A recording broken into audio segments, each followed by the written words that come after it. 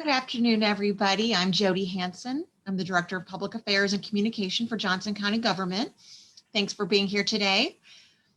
With me today is Dr. Sami Ariola, who's the Director of Johnson County Department of Health and Environment. Thank you for being here. Thank you also to Allison, who is providing ASL interpreting for us, so we appreciate that. We also have media in the Zoom with us, and so for any media that are here, if they have questions and want to put them in the Q&A, we'll get to those shortly. First of all, it would be great, Dr. Ariola, if you could please give us an update on today's vaccination clinic. Thank you, Jody. Good afternoon, everyone. Today, we held another clinic at Oakland Fieldhouse, largely to give second doses to our 80-plus group. We succeeded in vaccinating over 1,400 persons today. Went very smoothly. People came in at the right time and at the appointed time. And we had our staff and volunteers checking people in, running them through the appropriate flow and checking them out and allowing them to sit down for the 15 minutes requirement for observation, and everything went pretty well as planned. So again, even with the weather, it just shows that when people come in based on appointment, when people show up not too early and show up closer to the appointment time, those are very helpful steps to take. So very appreciative of the cooperation of our residents. Feedback that we're getting from those that were there has been exceptionally impressive. So that is good. Yes, over 1,400 vaccinations today. That's great. And what is the plan for tomorrow, and what do we know about next week? So tomorrow, as well as Tuesday and Wednesday next week, we are continuing the same focus, primarily vaccinating in our 80-plus group, giving second doses to those that are due their second doses. And working on, we don't have a vaccine shipment yet. Normally, we get our vaccine shipment by today to be able to make plans for next week. Because of weather, we don't have it yet. And so it's tough to make concrete plans. And we really don't open up at appointments until we have the vaccines at hand. We don't right now. As soon as we do plan to open up additional appointments next week. We have opened some up for Thursday. So we have over 1,000 people that are registered to receive their second doses on Thursday, in addition to receive their first doses on Thursday, in addition to the second doses that we're giving out on Tuesday and Wednesday. And we hope, based on when we receive our vaccine, to open up additional opportunities for the Friday next week, as well as the following week, Tuesday and Wednesday. Our goal though is to focus on the 80 plus, and once we are done with that, we will with that group, we'll open up to the rest of the 65 plus group. So I'm going to ask a quick question from Facebook, and then we've got a reporter from the Shawnee Mission Post that will unmute her so she can ask her questions. But because we're on that same topic, so someone had asked us, have we had to cancel any upcoming vaccine clinics because of doses not being delivered yet? No, our doses have come on time. The first doses have been here most of the time, Tuesday, Wednesday, and the second doses have been here on time. Again, this has been a pretty harsh week in terms of weather across this area, and that's impacted delivery of the vaccine. So we are hopeful. We don't have word as to whether that's coming in tomorrow or coming in over the weekend. But whenever it's here, we'll be ready to vaccinate. Great. Kaylee with the Shawnee Mission Post, let's unmute you, and then you can go ahead and ask your question or questions. Go ahead. Okay, I have two questions. So my first is, how will the state's decision to deliver separate vaccines for educators affect clinics already planned locally? Will it still be going through Children's Mercy, or is that going to change now that it's not run through local supplies? So it is still, the second part of the question is, I'll answer that first. it is still going to go through Children Mercy. And Children Mercy has just been terrific. They have taken this on. We have vaccinated 37% of our educators that have signified their interest in taking the vaccine. We've done also quite a bit in our childcare provider group. So they're doing a terrific job. To me, just an excellent display of collaboration within the local public health system. Yeah, the first part of your question is how does it impact our local supply? I'm absolutely thrilled. It's not being deducted from what we have been getting.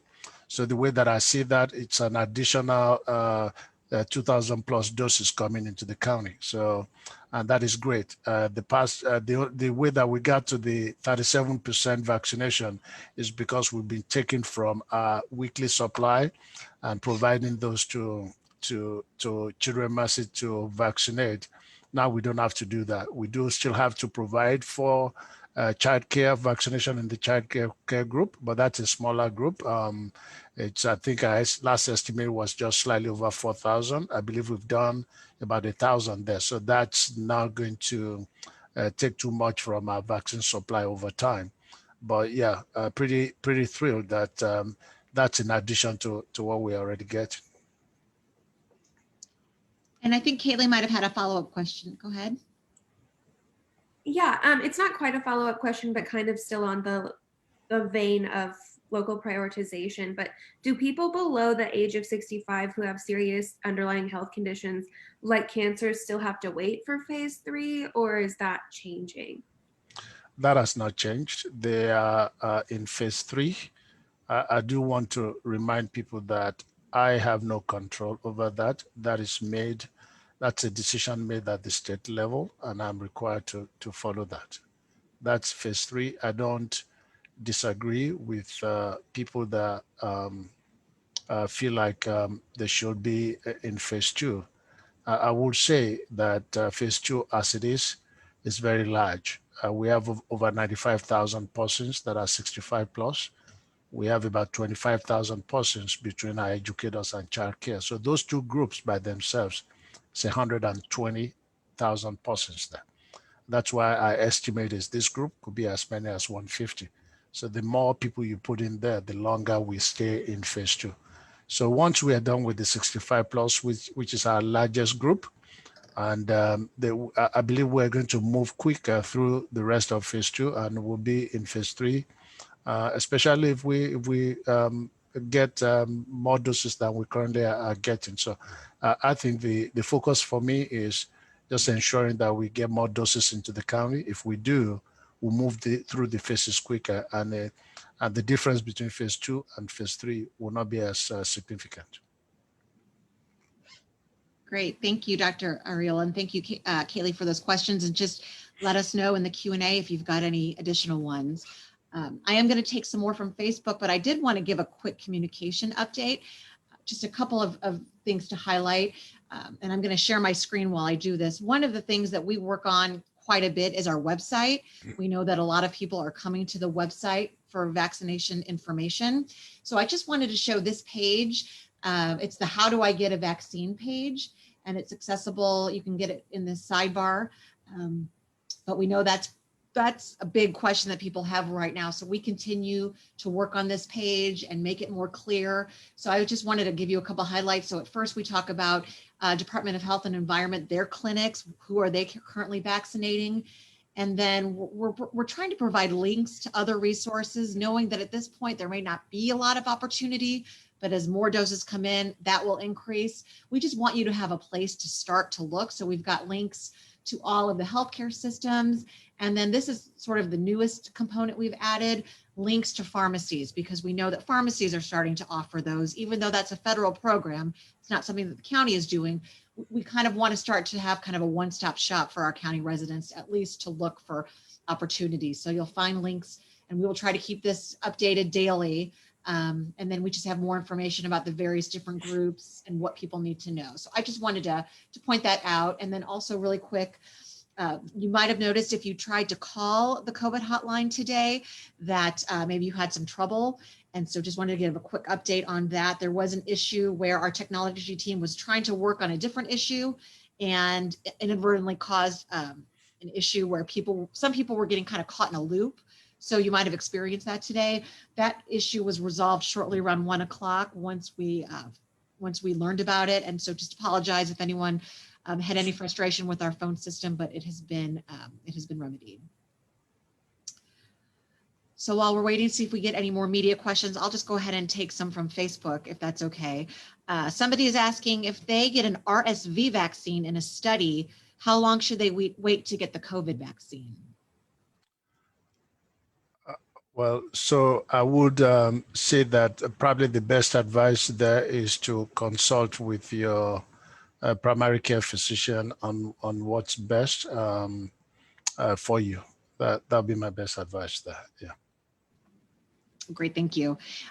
We have somebody that works for a dog daycare facility and wants to know, are they considered an essential worker? Are they in the same phase as maybe grocery store workers? Or what can someone that works in that industry, a dog daycare, do you know what specifically could we tell this person?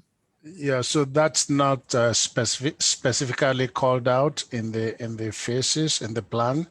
Veterinarians are specifically called out as part of phase 1, but dog daycare, you probably will qualify based on your age. You are not called out specifically, you qualify based on your age. And so that would be phase 3, 4, or 5.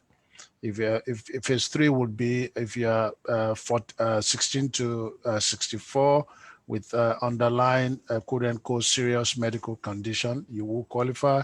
If not, with mild or not as serious medical condition, which we will define further, will be phase 4.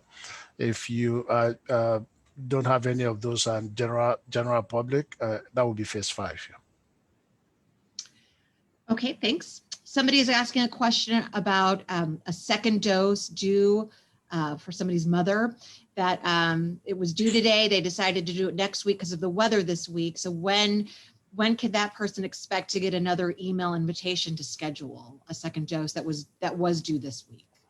Right. So best thing is to contact us, jcdhe@jocogov.org, or to call us 913-715-2819, and we'll get you rescheduled.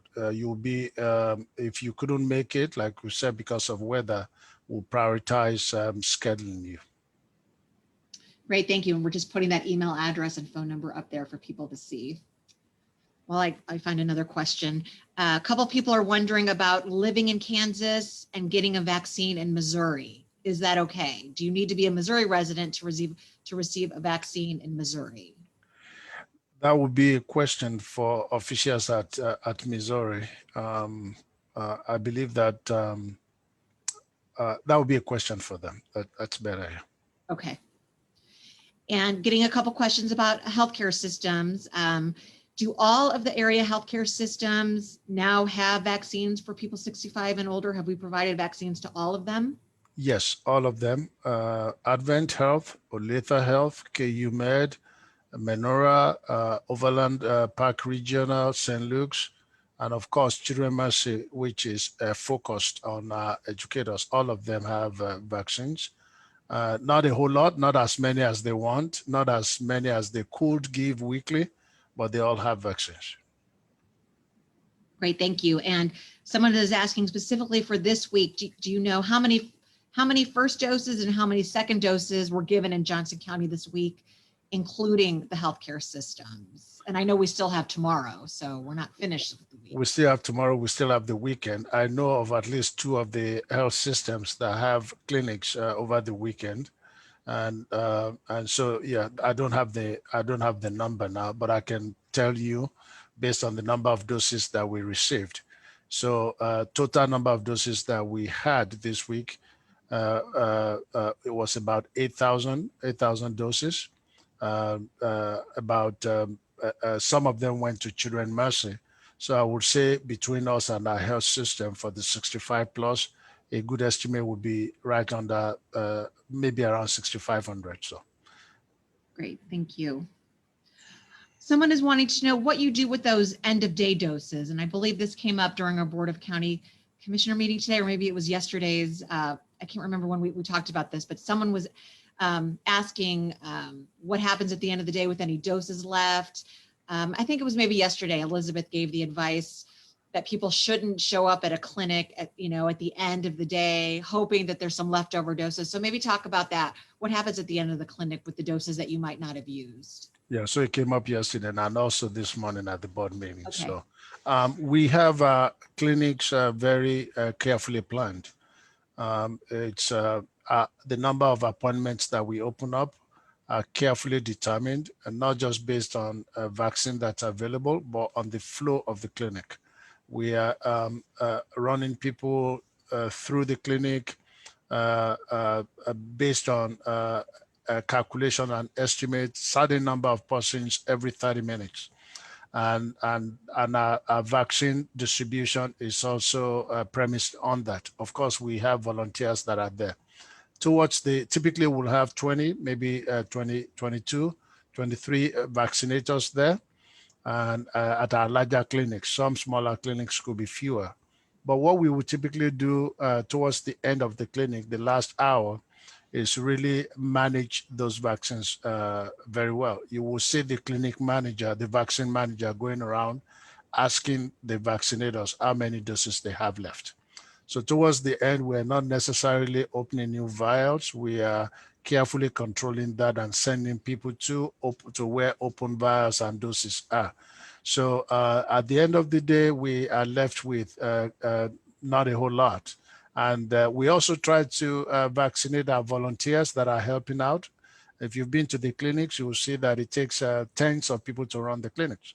So we try to do that. In some cases, we'll vaccinate our volunteers. In other cases, volunteers may not be able to get the vaccine because we don't want to open a vial and have doses left. Now, in the few cases where we've had 1 or 2 doses left, we are typically calling on our first responders, please, around to get them to come and take the remaining doses. So not a good idea to come at the end of the vaccines of the clinics. They are they are calculated very strictly, and they are managed very strictly. We don't waste vaccines here. Our goal is to get vaccines into the arms of people, and that's what we're doing. We don't want you to make an extra trip to a vaccine clinic if you're not going to have a successful outcome there. So that's some good advice. Someone is asking, do we provide vaccines to Miami County? No, I don't even have enough vaccine for our residents here, so no. Okay. Trying to see if we have any more. Why do you have to set up an account with the healthcare systems just to get on another list? So I think somebody's asking, maybe they've taken our interest survey, they've gotten on the county's list, and they can go to other healthcare systems, and maybe there's another list to get on. I guess the question is, why the separate lists? Well, you don't have to, but you can. Once you get on our list, as we move down our list, we will reach out to you. You don't have to do anything after you've completed the online survey. However, we have been clear that we are part of the larger public health systems, and rather than us operating through 1 or 2 clinics, it's better to have additional providers in the county. Each of these health systems have relationships with people in the community. Many of them have thousands of people in the 65 plus category that are their patients. And so our original goal is reach out to your patients. That's part of the group that we're trying to vaccinate. Even though you are only getting a few doses, but as you are vaccinating more and more people, the pool that we have in that group is shrinking, even though it might be by small margins every week based on supply. And so because they have those doses and they're asking you to signify interest, it's another opportunity, it's another avenue. I think that I like my odds with 4, 5, 6 places than with 1. And so that's why we said it's okay, because several of them also have opportunities for you to signify interest, even if you are not their patient. So I don't think it hurts. I just spoke with somebody before this meeting, and he was asking me questions about his friend who has completed the survey. And he said, yeah, I completed your survey, but I already got my vaccination from another clinic and one of our health systems. That's part of the plan. That's what we want. If you don't get it from there, stay on you're already on our list. We'll reach out to you. And so it's really just giving you additional options as we focus on the 80 plus group to get vaccinated, especially if you are not 80 yet. And I know we've gotten the question before, well, let's say I was on your list and I was on a different list and I ended up getting a vaccination somewhere else. Do I need to get back in touch with you and get taken off your list? And I think we've said, no, there's no need to do that. It's a kind thought just to try to help us out there and open up a slot for somebody else, but that's not an appointment slot really. And so they don't have to take any action. Is that right? Yes, you don't have to take any action. We are already receiving hundreds of calls. So calling us again, it's adding to that workload. We will figure that out. We're constantly matching our data with once they are entered, people that have received the doses. And once we open up appointments, we send to people on our list. If you don't take up the appointment, it just shows that that's okay too. So you don't need to reach back out to us. If you've taken the vaccination, that's what we want. We want the vaccines in your arm. And a kind of a follow-up question to that, when you're this talk of getting on lists, do you have to set up accounts with healthcare systems or with us? So that's probably a question for the healthcare systems, wouldn't you say? Or what would you say to someone that wants to know about setting up accounts? I think it's probably a question for them. Definitely for us, you don't need to set up an account. You just need to complete the online vaccine interest survey. I know that some of the health systems also have a system that's not that different from ours, where you complete a survey that shows that you are interested in getting vaccinated if you are not their existing patient. I think the existing patients also have a way of signifying interest. But with us, you don't have to set up an account. But if you have questions that are specific to certain health systems, I'll advise that you ask them. That would be a question for them. Okay.